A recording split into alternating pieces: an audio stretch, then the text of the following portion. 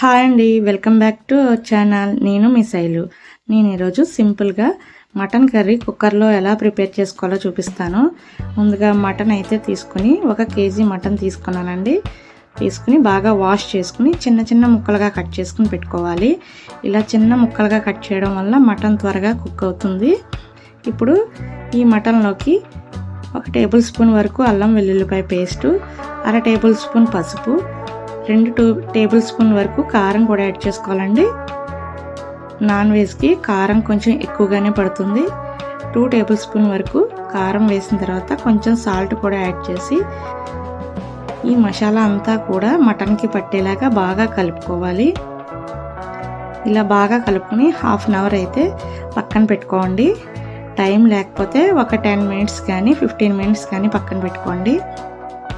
ఇలా పక్కన పెట్టుకున్న తర్వాత ఒక కుక్కర్ తీసుకుని 3 టేబుల్ స్పూన్ ఆయిల్ హీట్ చేసుకుని 1/2 టేబుల్ స్పూన్ షాజీరా కూడా యాడ్ చేసుకుని 2 నుంచి 3 పచ్చిమిర్చి చీరికలు కూడా యాడ్ చేసుకోవాలి. కొంచెం కరివేపాకు,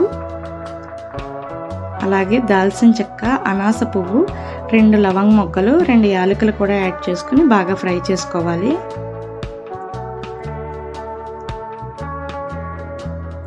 పచ్చిమిర్చి బాగా ఫ్రై అయిన తర్వాత ఒక 2 ఆనియన్స్ సన్నగా కట్ చేసి వేసుకోవాలి.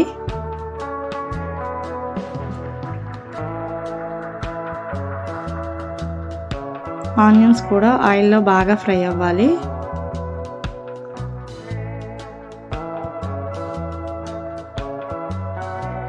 చూసారు కదండి, ఆనియన్స్ కూడా బాగా ఫ్రై అయ్యి ఆయిల్ పైకి తేలుతుంది. ఇలా వచ్చిన తర్వాత ముందుగా మనం మ్యాగ్నేట్ చేసుకున్న మటన్ కూడా ఇక్కడ యాడ్ చేసుకోవాలి.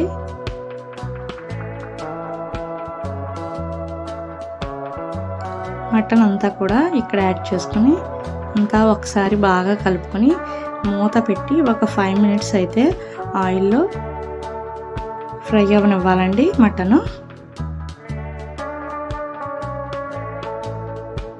మూత పెట్టి ఒక 5 మినిట్స్ అయితే ఆయిల్లో మగ్గనిద్దాం.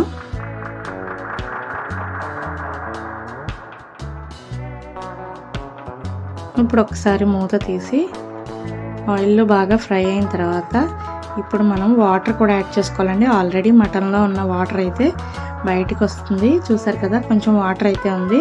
ఇప్పుడు అందుకని చాలా తక్కువ క్వాంటిటీలో టీ గ్లాస్ ఉంటుంది కదండి, ఆ టీ గ్లాస్ వాటర్ అయితే సరిపోతుంది. దీనికన్నా కొంచెం తక్కువ క్వాంటిటీ వేసుకున్నా పర్వాలేదు.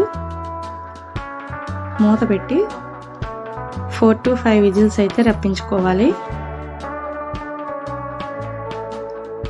ఇలా విజిల్స్ వచ్చిన తర్వాత చూసారు కదండి, ఆయిల్ పైకి తేలి ఇంకా కొంచెం వాటర్ కన్సిస్టెన్సీ ఉంటుంది.